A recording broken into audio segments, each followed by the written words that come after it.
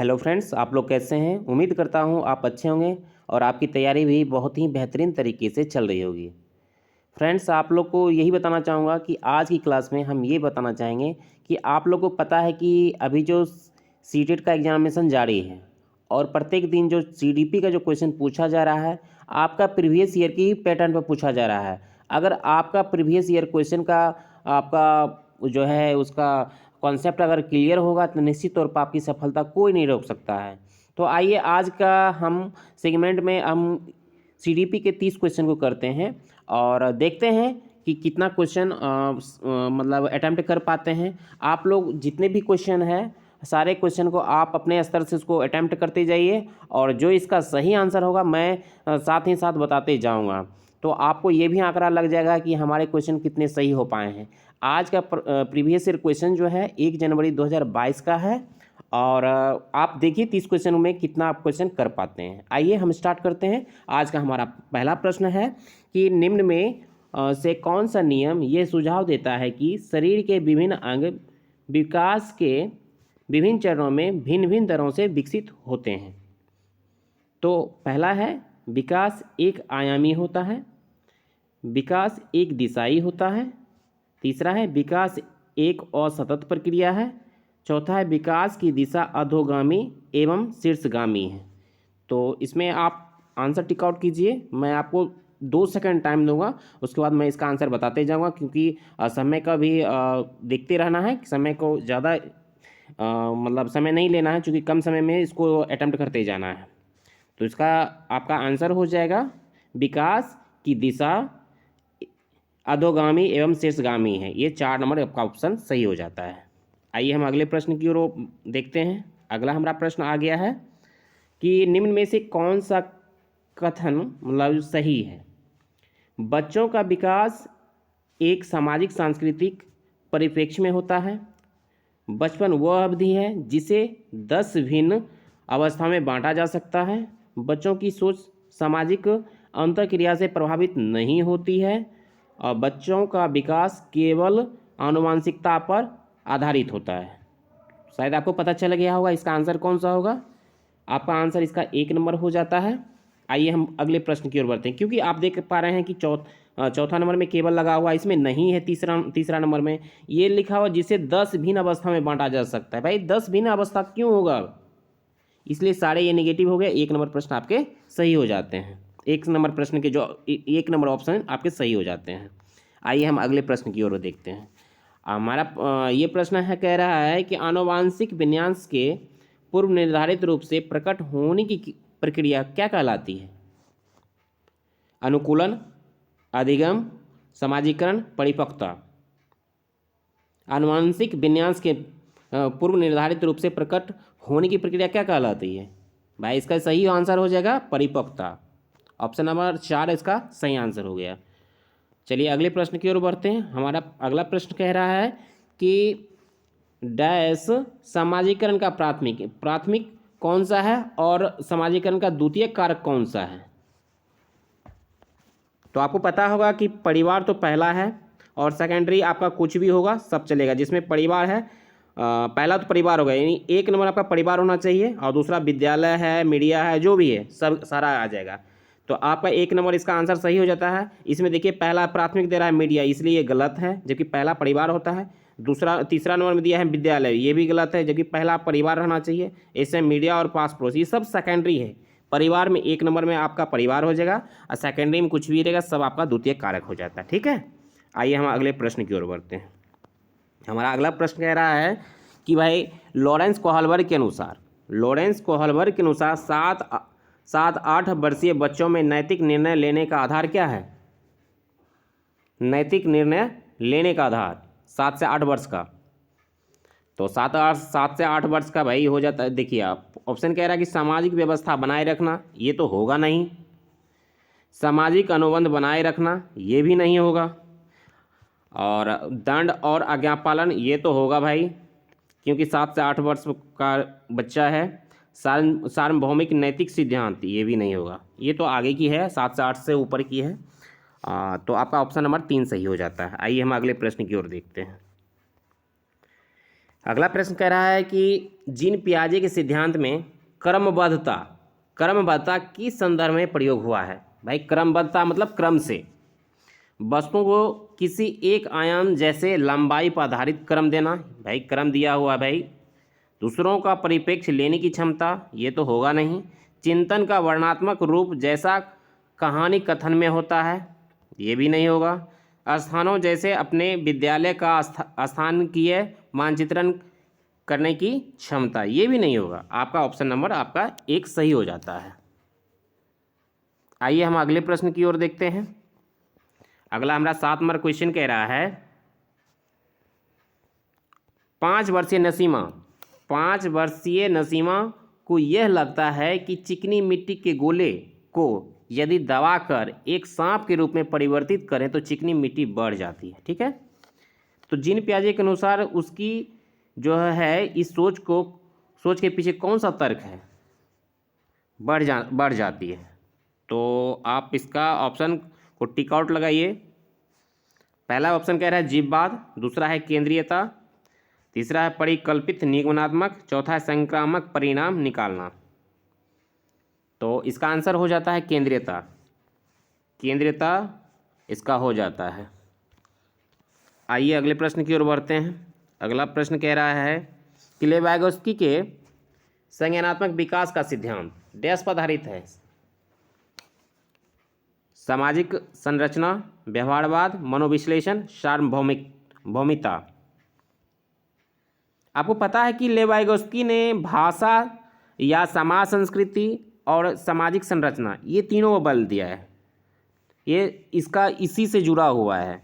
तो आपका 1 नंबर प्रश्न सही हो जाता है, क्योंकि मनोविश्लेषण सिगमंड फ्राइड का है, आपको पता ही है, इसलिए कि आपका 1 हो जाएगा। सामाजिक संरचना आपका लेवाइगोस्की का है, यानी ऑप्शन नंबर 1 आपका सही हो जाता है। अगले प्रश्न की ओर आते हैं। अगला प्रश्न कह रहा है कि लेवाइगोस्की ने बच्चे के स्वयं से संवाद करने की क्रिया के लिए किस शब्द का प्रयोग किया है। भाई खुद से ही बात कर रहा है, स्वयं से कह रहा है, तो स्वयं से होगा निश्चित तौर पर आपका निजी संवाद हो जाएगा। खुद से कह रहा है, उस स्वर में वार्ता तो होगा नहीं, पाठ तो होगा नहीं, स्व केंद्रीयवाद तो होगा नहीं। आइए अगले प्रश्न की ओर बढ़ते हैं। अगला प्रश्न कह रहा है कि एक प्रगतिशील कक्षा की निम्न में से कौन सी विशेषता है। प्रगतिशील कक्षा की चर्चा है, ड्रिल और अभ्यास पर जोर देना,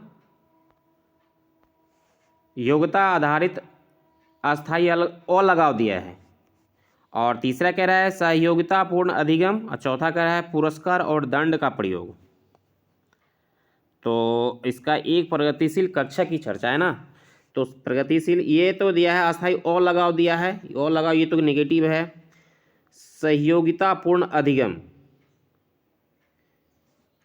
ये जोर देने की बात है, नेगेटिव है ये भी। और सहयोगिता ये निश्चित तौर पर आपका 3 हो जाता है। पुरस्कार और दंड का प्रयोग ये तो गलत है, यानी आपका 3 नंबर आपका ऑप्शन सही हो जाता है, सहयोगितापूर्ण अधिगम। आइए हम अगले प्रश्न की ओर बढ़ते हैं। अगला प्रश्न हमारा 11 नंबर आ गया है।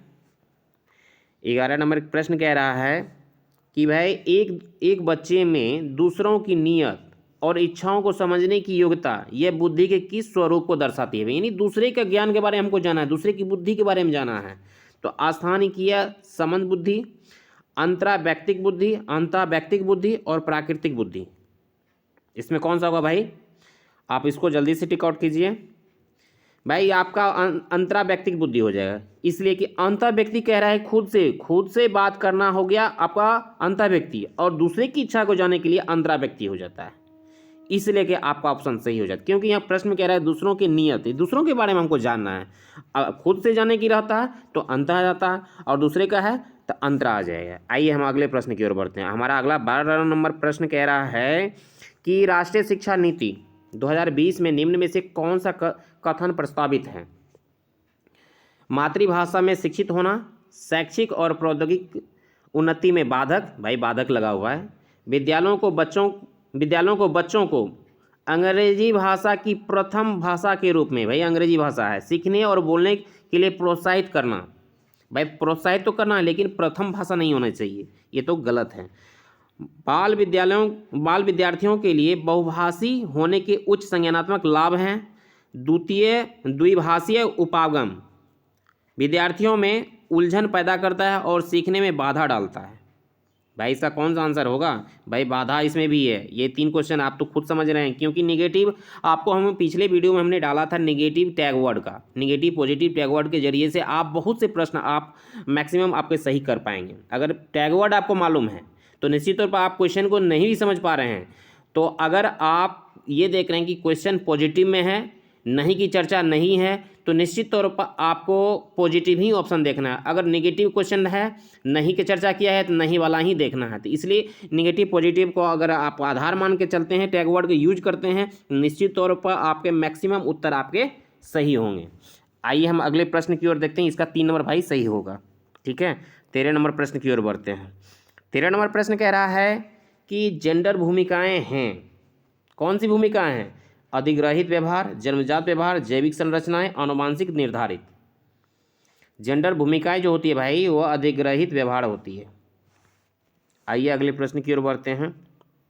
14 नंबर हमारा प्रश्न कह रहता है कि सतत एवं समग्र मूल्यांकन का प्राथमिक उद्देश्य है। प्राथमिक उद्देश्य कह रहा है कि छात्रों के प्रदर्शन की एक दूसरे से तुलना करना। भाई तुलना है, तुलना तो नेगेटिव का है।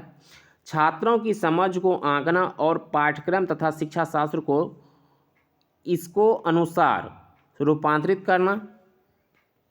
और तीसरा कह रहा है छात्रों का उनके प्रदर्शन के अनुसार वर्गीकरण करना। चौथा कह रहा है छात्रों को किसी विषय में सफल और विफल घोषित करना। भाई इसमें तो वर्गीकरण की चर्चा है तो नेगेटिव हो जाएगा। और चौथा कह रहा है कि सफल और विफल घोषित करना है। भाई विफल क्यों करेंगे भाई, सफल होना है। आपका 2 नंबर माफ़ी चाहूँगा, इसमें रूपांतरित। हाँ, आपको छात्रों की समझ को आंकना और पाठ्यक्रम तथा शिक्षा शास्त्र को इसको अनुसार रूपांतरित करना। आपका 2 नंबर ही सही होता है, क्योंकि तीसरा में तो नेगेटिव है, वर्गीकरण है। वर्गीकरण तो करना है, बांटना तो है नहीं, इसलिए आपका 2 नंबर आपका ऑप्शन सही होता है। आइए हम अगले प्रश्न की ओर देखते हैं। अगला प्रश्न हमारा कह रहा है कि अपनी कक्षा के लिए मूल्यांकन पद्धति तय करने से पहले एक शिक्षक को किन बातों पर विचार करना चाहिए? पहला कह रहा है भाई मेरे अलावा इन परिणामों का उपयोग कौन करेगा? भाई कौन करेगा? विशिष्ट छात्रों के अधिगम वक्र का पता लगाने का सर्वोत्तम तरीका है, ये तो होगा भाई। कौन सा तरीका अध्यापिका को स्वयं के शिक्षा शास्त्र पर चिंतन में मदद करेगा? और कह रहा है कि कौन सी विधि छात्रों को उच्चतम अंक पाने में मदद करेगी? भाई मदद क्यों करेगी? 1 नंबर तो आपको होगा नहीं, ये 2 नंबर भाई, 2 नंबर होगा, 2 और 3। प्रश्न संख्या ये जो है 15 नंबर क्वेश्चन में आपका 2 और 3 सही है, बाकी 3 और 4 आप 3 माफ़ी चाहूँगा 1 और 4 गलत है। तो आप देख लीजिए 2 नंबर और 3 नंबर किस ऑप्शन में है। जिस ऑप्शन में होगा वो सही होगा। 2 और 3 तो है नहीं। देखिए 4 की चर्चा है, इसमें 4 लगा हुआ है, इसलिए आपका 4 वाला तो होगा नहीं। चर्चा कर लेते हैं, इसमें 4 लगा हुआ है, होगा नहीं। इसमें भी 4 है, ये भी नहीं होगा। इसमें भी 4 है, ये भी नहीं होगा। 1 और 2, 1 तो है नहीं, इसलिए ये भी गलत है। यानी ऑप्शन के हिसाब से पता नहीं कैसे सीटेट ने इसको ऑप्शन को सेट किया है। तो आपका जब भी ऑप्शन होगा आपका 2 और 3 होगा। ठीक है, 2 और 3 होगा, 1 तो होगा नहीं, ना ही 4 होगा। तो आप देख लीजिए, और सीटेट पता नहीं कैसे सेट कर दिया है। आइए अगले प्रश्न की ओर देखते हैं। समावेशी शिक्षा से अभिप्राय है आर्थिक रूप से कमजोर वर्ग का आरक्षण केवल सरकारी विद्यालयों में ही उपलब्ध करवाया जाए। भाई क्यों केवल लगा दिया है भाई? दिव्यांग छात्रों को सिर्फ विशेष विद्यालयों में ही शिक्षा दी जाए। विशेष विद्यालय में, सरकारी विद्यालय में केवल अंग्रेजी भाषा पढ़ाई जाए। और चौथा कह रहा है योग्यताओं से परे होकर सभी बच्चों को गुणवत्तीय शिक्षा उपलब्ध करवाए जाए। तो भाई इसमें केवल लगा हुआ इसलिए कट हो गया। इसमें कह रहा है सिर्फ विशेष विद्यालयों में, ये भी कट है, ये भी केवल लगा हुआ, इसलिए इसका आपका चौथा ऑप्शन सही होता है। देख लीजिए, आपको पता है कि भाई टैग वर्ड कितना यूज कर रहे हैं और टैग वर्ड के सहारे हम कितने प्रश्न को हम सही कर पा रहे हैं। इसलिए टैग वर्ड को आपको पिछले वीडियो में हमने डाला है और आप उसको अच्छे से फिर से देख लीजिएगा ताकि आपका मैक्सिमम उत्तर आपका सही होगा। टैग वर्ड बहुत ही रामबाण का काम करता है। आइए हम अगले प्रश्न की ओर देखते हैं। कथन कह रहा है, इसमें कथन लगा हुआ है भाई। कथन कह रहा है, कथन एक कहता है पढ़ाते समय एक शिक्षक को पाठ सामग्री को दर्शाने के विभिन्न तरीके अपनाने चाहिए। ये कह रहा है आर्क का कारण है कि शिक्षक को अधिगमकर्ताओं की विविध आवश्यकताओं हेतु अपने शिक्षा शास्त्र को उनके अनुकूल बनाना मतलब सही विकल्प मतलब बनाना चाहिए। सही विकल्प कह रहा है चुनने के लिए, भाई दोनों सही है कि वह कह रहा है पढ़ाते समय एक शिक्षक को पाठ्य पुस्तक को दर्शाने के लिए विभिन्न तरीके अपनाना चाहिए, बिल्कुल सही है। आर कहता है शिक्षक को अधिगमकर्ता की विविध आवश्यकताओं हेतु अपने शिक्षा शास्त्र को उनके अनुकूल बनाना चाहिए, बिल्कुल सही है। इसलिए ए और आर दोनों सही है और आर व्याख्या करता है ए की, यानी 1 नंबर आपका ऑप्शन सही होता है। आइए हम अगले प्रश्न यानी 18 नंबर हमारा प्रश्न आ गया है। 18 नंबर प्रश्न कह रहा है कि एक बच्ची लिखाई में निरंतर कठिनाई का सामना करती है, लिखाई की बात है, उसे अक्षर बनाने और शब्दों के बीच अंतराल करने में चुनौती महसूस होती है। यह लक्षण किस अधिगम विकार की ओर इशारा करती है? भाई लिखने की बात है। पहला ऑप्शन का है पठन वैकल्प, दूसरा है आलेख वैकल्प, तीसरा है गणन वैकल्प, चौथा है ध्यान एवं अति सक्रियता विकार। तो भाई पठन तो पढ़ने से संबंधित होगा, निश्चित तौर पर गलत है। गणना है मतलब कैलकुलेशन संबंधित है, गणना मतलब गुना जोड़ घटा गुना भाग यानी गणित से संबंधित है। तो आपका आलेख मतलब लिखने की बात है, ये लिखने में प्रॉब्लम हो रही है तो निश्चित तौर पर आलेख वैकल्प होगा, यानी इसका इंग्लिश हो जाता है डिस्ग्राफिया। डिस्ग्राफिया इसका ऑप्शन सही होगा, ठीक है। आइए हम 19 नंबर क्वेश्चन की ओर बढ़ते हैं। हमारा 19 नंबर प्रश्न कह रहा है कि विद्यार्थियों में व्यक्तिगत विभिन्नताओं को पूरा करने के लिए एक शिक्षक को मानकीकृत पद्धति और आकलन के तरीकों का उपयोग करना चाहिए। भाई मानकीकृत है। दूसरा कह रहा है कि शिक्षा शास्त्रीय उपागमों और मूल्यांकन के विविध साधनों का उपयोग करना चाहिए। तीसरा कह रटन पर आधारित अधिगम को निर्धारित करने के लिए एक रूप शिक्षा शास्त्र का इस्तेमाल करना और योगात्मक आकलन पर बल देना। भाई बल क्यों देंगे? पेंसिल आधारित परीक्षणों की संख्या में वृद्धि करना और पुनर्स्मरण पर बल देना, बल भी नहीं देना है इसका। इसलिए आपका ऑप्शन आपका 2 नंबर सही होता है, क्योंकि नेगेटिव आप देख पा रहे हैं कि मानकीकृत पद्धति रटन है, ये बल देना की चर्चा है, इसमें भी बल देना। भाई किसी पर हम बल क्यों दें? इसलिए कि इसका नेगेटिव और पॉजिटिव जो आपको टैग वर्ड जो बताए हैं, निश्चित तौर पर आप टैग वर्ड आपको देख लेना है। जो नहीं देख पाए हैं निश्चित तौर पर पिछले वीडियो में आप देख लेंगे तो निश्चित तौर पर आपके ज़्यादा से ज़्यादा आपका प्रश्न सही होंगे। आइए हम अगले प्रश्न की ओर बढ़ते हैं। हमारा 20 नंबर प्रश्न कह रहा है कि निम्न में से कौन सा सृजनात्मकता का अनिवार्य लक्षण है? भाई सृजनात्मकता में कई तरीके से सोच सकते हैं, इन्हीं आपका अपसारी चिंतन होगा, क्योंकि आप अपसारी चिंतन और अभिसारी चिंतन से आप अच्छी तरह भली भांति जान चुके हैं। मैं फिर से इसको दोबारा बताना चाहूँगा। सृजनात्मकता का मतलब होता है चिंतन करना, मनन करना, सोचना, समझना। तो भाई सोचते समझेंगे कोई एक तरीका से तो नहीं सोच सकते हैं, कई तरीके से सोच सकते हैं। आप सारी चिंतन कह रहा है कि कई तरीके से जो सोच रहे चिंतन करें, कई तरह के प्रश्न होंगे, एक प्रश्न के कई उत्तर होंगे, एक प्रश्न के कई उत्तर होंगे, यानी कई तरीके से हम सोच सकते हैं। तो ये आप सारी चिंतन की पहचान है। और अभिसारी चिंतन कह रहा है कि सभी प्रश्न का एक ही मतलब कोई भी एक मतलब कई आपके प्रश्न हैं, उसका एक ही निचोड़ में एक ही जवाब होगा, तो वो अभिसारी चिंतन कह रहा है। यानी इसको आप कह सकते हैं अभिसारी चिंतन एक प्रकार के लघु रूप है, यानी छोटा रूप है, और अपसारी चिंतन ये इसका विस्तृत रूप है, ये बड़ा रूप है। इसलिए अभी सृजनात्मकता की जहाँ तक चर्चा है ये अपसारी चिंतन में आ जाएगा। आइए हम अगले प्रश्न की ओर देखते हैं। हमारा 21 नंबर प्रश्न आ गया है। भाई 21 नंबर प्रश्न कह रहा है कि छोटे बच्चे ज्ञान की संरचना और अर्थ किस प्रकार निकालते हैं? सक्रिय अन्वेषण द्वारा, बिल्कुल सही। खेल द्वारा, बिल्कुल सही। पदार्थों पर क्रिया और प्रयोग द्वारा, और सहपाठी और वयस्कों सहभागिता द्वारा। तो इसका आपका सही आंसर हो जाएगा भाई, इसमें तो आपका पदार्थों पर क्रिया और प्रयोग द्वारा ये तो होना ही चाहिए, और सहपाठियों और वयस्कों के सहभागिता द्वारा, ये चारों आपका यानी चारों आप ऑप्शन सही हो जाए। 1 2 3 4 किस में है भाई? चौथा नंबर में है। ये आपका सही हो जाता है चौथा नंबर, ठीक है। आइए हम अगले प्रश्न यानी 22 नंबर प्रश्न की ओर हम आ चुके हैं। और 22 नंबर मेरा प्रश्न कह रहा है कि एक अध्यापिका बच्चों को फ़ोन नंबर रटने के लिए फ़ोन नंबर के 10 अंकों को 3-4 अंकों के समूहों में बांटकर याद करना सुझाती है। यानी 4 तीन चार अंकों के समूह में बांटकर याद करना सुझाती है। तो अध्यापिकाओं द्वारा सुझाई गई यह रणनीति क्या कहलाएगी भाई? अगर बांट रही है समूह में तो निश्चित तौर पर खंडीकरण हो रहा है, इसलिए आपका ऑप्शन नंबर 1 सही होगा। और बाकी देख लीजिए, कोटलेटन है, लेखन है, स्वागीकरण है, अनुकूलन, ये तो होगा नहीं। 1 नंबर आपका ऑप्शन सही होता है। आइए हम अगले प्रश्न की ओर बढ़ते हैं। हमारा अगला प्रश्न आ गया है 23 नंबर। ठीक है, 23 नंबर हमारा प्रश्न कहता है कि निम्न में से अधिगम की कौन सी दशा पर विद्यालयों में सबसे अधिक बल देना चाहिए? विद्यालयों में सबसे अधिक कौन सी? अधिगम की जो चर्चा है, तो कह रहा है कि परिवेश से सहभागिता द्वारा कौशलों और ज्ञान का अर्जन। आप कह रहा है, दूसरा कह रहा है विषय वस्तु को रटना। भाई रट लेंगे क्यों? और दूसरों का निष्क्रिय अनुकरण, निष्क्रिय भी है। उद्दीपन, अनुक्रिया संबंधों द्वारा व्यवहार का अनुबंधन। तो आपका इसका ऑप्शन जो हो जाएगा भाई, इसका आपका 1 नंबर आपका ऑप्शन सही है, क्योंकि सहभागिता द्वारा कौशलों का ज्ञान अर्जन है। निश्चित तौर पर आपका परिवेश से ही जुड़ा हुआ है और आपका 1 नंबर ही आंसर सही होगा। आइए हम 24 नंबर प्रश्न की ओर बढ़ते हैं। हमारा 24 नंबर प्रश्न आ गया है और 24 नंबर प्रश्न कहता है कि निम्न में से कौन सा युग्म सामाजिक संरचनात्मक उपागम के अनुसार छात्रों को के पढ़ने को सुसाध्य करता है? यानी पढ़ने के सामाजिक संरचनात्मक उपागम के अनुसार छात्रों के पढ़ने को सुसाध्य करता है।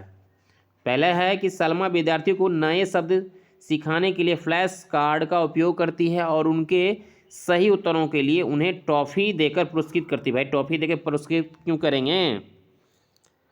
और 2 नंबर ऑप्शन कह रहा है कि प्रामति, दूसरा लड़की है प्रामति विविध प्रकार की पुस्तकें अपने विद्यार्थियों को पढ़ने के लिए देती है। ठीक है, जो विद्यार्थी एक विशिष्ट पुस्तक पढ़ते हैं उन्हें नियमित रूप से पुरस्कार पर परिचर्चा करने के लिए कहती है। तो भाई पुरस्कृत ये तो है, सही है। बाकी आगे तीसरा देख लेते हैं। अरुंधति नए शब्दों का अर्थ समझने के लिए संदर्भ संबंधित संकेतों का इस्तेमाल पर बल देती है। चौथा कह रहा है कि रेखा अपने विद्यार्थियों को उन शब्दों को 5 बार लिखने के लिए देती है जो वह वर्तनी परीक्षा में गलत हो। ये तो बिल्कुल नहीं होगा भाई। तो इसका आपका ऑप्शन सही होगा। आपका 2 और 3 आपका सही बनता है। 2 और 3 आप देख लीजिए किस में है। 2 और 3 तीसरे नंबर प्रश्न में है, तीसरे नंबर ऑप्शन में है। तो निश्चित तौर पर आपका 2 और 3 होगा और तीसरे नंबर ऑप्शन में है। आइए हम अगले प्रश्न की ओर बढ़ते हैं। 25 नंबर हमारा प्रश्न कहता है कि एक शिक्षक होने के नाते आप अपने छात्रों में समस्या समाधान क्षमताओं को किस प्रकार सुसाध्य कर सकते हैं? अपने विद्यार्थियों में डर की भावना पैदा करके? बिल्कुल नहीं। समस्याओं के हल हेतु अटल तरीके, भाई अटल तरीके क्यों करेंगे? अटल तरीके के इस्तेमाल को बढ़ावा देकर के, समरूपों के इस्तेमाल को बढ़ावा देकर? बिल्कुल। निष्क्रिय रटन पद्धति, भाई रटन प्रणाली क्यों अपनाएंगे? इस्तेमाल को बढ़ावा देकर? बिल्कुल नहीं। 3 नंबर आपका ऑप्शन सही होता है। देख रहे हैं आपको टैग वर्ड कितना यूज कर रहे हैं, कितना अच्छे से मज़े से बन रहा है। इसलिए आप निश्चित तौर पर आप लोग टैग वर्ड को निश्चित तौर पर आप देख लेंगे और समझ लेंगे और अच्छे से उसको याद कर लेंगे।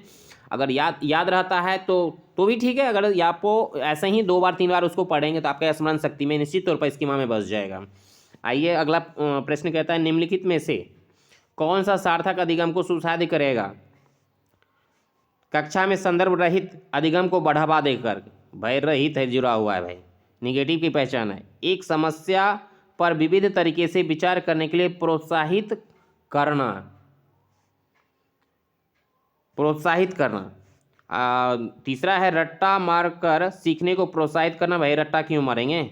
शिक्षक द्वारा श्यामपट पर लिखे गए उत्तरों को नकल तो होगा नहीं भाई। आपका ऑप्शन नंबर आपका 2 सही होता है कि एक समस्या पर विविध तरीके से विचार करने के लिए प्रोत्साहित करना है। मतलब विविध तरीके से, मतलब कई तरीके से, इसलिए आपका ऑप्शन 2 सही होता है। आइए हम 27 नंबर प्रश्न की ओर बढ़ते हैं। हमारा 27 नंबर प्रश्न कहता है भाई अगर विद्यार्थी अपने कार्य की सफलता को आंतरिक कारणों पर आरोपित करते हैं तो उनमें डैश की भावना उत्पन्न होगी। भाई शर्म होगा, गुस्सा होगा, गर्व होगा, उत्कंठा होगा। आपको मैं फिर से प्रश्न बताऊंगा कि अगर विद्यार्थी अपने कार्य की सफलता को आंतरिक कारणों पर आरोपित करते हैं और उनमें डैश भावना, बिल्कुल तौर पर आपका गर्व होगा, गर्व की भावना उत्पन्न होगी। आइए हम अगले प्रश्न की ओर बढ़ते हैं। 28 नंबर हमारा प्रश्न कहता है कि शिक्षा के प्राथमिक स्तर पर बहुसंवेदनीय उपागम के इस्तेमाल को प्रोत्साहित करना चाहिए, क्योंकि ये अधिगम को अधिक प्रभावशाली बनाता है। बिल्कुल बनाता है। यह कुछ बच्चों को शिक्षा से वर्जित करने के मौके देता है। भाई वर्जित क्यों करेंगे कुछ बच्चों को? यह अध्यापक की निर्देश अवधि का काफ़ी समय बचाता है। अगला कहता है यह बच्चों में आज्ञापरायणता पैदा करता है। भाई आज्ञापरायणता क्यों पैदा करेगा? इसलिए आपका ऑप्शन नंबर आपका एक ही सही होता है कि यह अधिगम को और अधिक प्रभावशाली बनाता है। आइए हम अगले प्रश्न की ओर देखते हैं। हमारा 29 नंबर का प्रश्न आ गया है। आइए हम 29 नंबर प्रश्न को देखते हैं। हमारा 29 नंबर प्रश्न कहता है कि बच्चे अक्सर विभिन्न संकल्पों के बारे में वैकल्पिक संकल्पनाएं और भ्रांतियां गठित कर लेते हैं। इस संदर्भ में निम्न में से कौन सा कथन सही नहीं है? ये नेगेटिव है। आपको नेगेटिव अगर क्वेश्चन दे रखा है तो निश्चित तौर पर नेगेटिव वर्ड का ही, नेगेटिव जो टैग वर्ड हमने दिया है पिछले वीडियो में, उसका ही उपयोग करेंगे। आइए हम देखते हैं नेगेटिव वर्ड कहाँ पर है। एक अध्यापिका को बच्चों द्वारा गठित वैकल्पिक संकल्पनाओं और भ्रांतियों को सख्त रूप से हतोत्साहित करना चाहिए। ये हतोत्साहित है और सख्त रूप से, बिल्कुल ये नेगेटिव है और ये तो होगा ही। बाकी आगे देख लेते हैं। बच्चों और वयस्कों में वैकल्पिक संकल्पना और भ्रांतियों का गठन बहुत स्वाभाविक होता है। ये तो भाई पॉजिटिव है। एक अध्यापिका को निश्चित रूप से इन वैकल्पिक संकल्पनाओं और भ्रांतियों पर गौर करना चाहिए, क्योंकि ये सीखने सिखाने की प्रक्रिया में महत्वपूर्ण है। ये भी सही है। लेकिन वैकल्पिक संकल्पना और भ्रांतियाँ सदैव निराधार नहीं होती है। सही बात है। बल्कि बच्चों को अपने आसपास की दुनिया के बारे में सहज समझ को दर्शाती है। आपका तो 2, 3 और 4 ये तो पॉजिटिव है, बिल्कुल सही है। लेकिन आपका क्वेश्चन कह रहा है नहीं में, तो नहीं में आपका, इसलिए आपका ऑप्शन नंबर 1 सही होगा, क्योंकि यहाँ हतोत्साहित है और सख्त रूप से हतोत्साहित करना चाहिए कह रहा है भ्रांतियों को। आइए अब हम अगले प्रश्न की ओर बढ़ते हैं। अगला प्रश्न कहता है, हमारा 30 नंबर प्रश्न आ गया है। 30 नंबर प्रश्न कहता है कि निम्न में से अधिगम का कौन सा परिप्रेक्ष्य ये कहता है कि ठोस प्रलोभनों और पुरस्कारों द्वारा विद्यार्थियों को सीखने के लिए अभिप्रेरित किया जा सकता है। मैं फिर से आपको क्वेश्चन को दोबारा बताना चाहूँगा। निम्न में से अधिगम का कौन सा परिप्रेक्ष्य ये कहता है कि ठोस प्रलोभनों और पुरस्कारों द्वारा विद्यार्थियों को सीखने के लिए अभिप्रेरित किया जा सकता है? तो ऑप्शन कहता है, पहला ऑप्शन है मानवतावादी, दूसरा है व्यवहारात्मक, तीसरा है संज्ञानात्मक और चौथा कह रहा है कि सामाजिक सांस्कृतिक।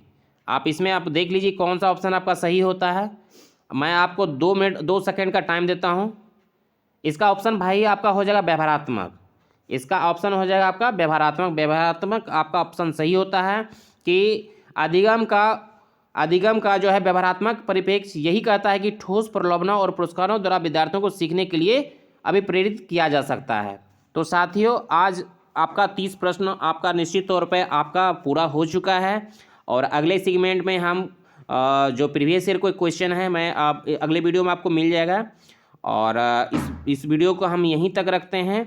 और आपने कितना प्रश्न इस प्रश्न में 30 प्रश्न में आपने कितना प्रश्न को सही कर पाया है, हो सके तो आप कमेंट बॉक्स में डाल देना, ताकि हमको ये पता चलेगा कि हमारे समूह में जितने भी मित्र हैं, जितने भी भाई बहन हैं, और कितना प्रश्न को सही कर पाए हैं। तो वीडियो को हम यहीं तक रखेंगे। और अगर ये वीडियो अच्छा लगे तो निश्चित तौर पर आप लोग लाइक कीजिएगा, कमेंट भी कीजिएगा और जितना हो सके अपने समूह में जोड़ने का प्रयास कीजिए। अपने दोस्तों को साथ शेयर कीजिए ताकि उनको भी प्रिपरेशन करने का मौका मिले, उनको भी आगे बढ़ने का मौका मिले। साथियों, इस वीडियो को यहीं तक रखेंगे। धन्यवाद।